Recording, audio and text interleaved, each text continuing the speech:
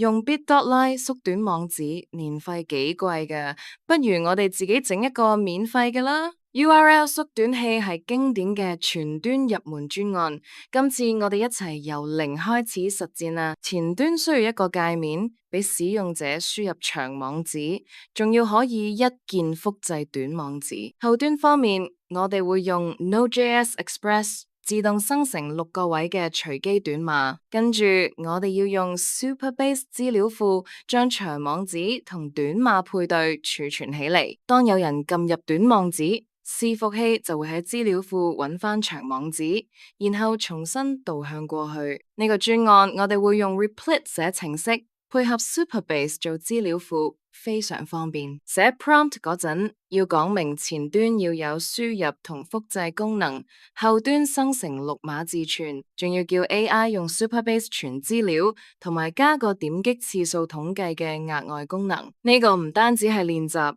仲係你第一次做一個真正可以俾人上網用嘅服務，即係話你身邊嘅朋友同其他人都可以真係用到你整嘅網址縮短功能嘅。恭喜你！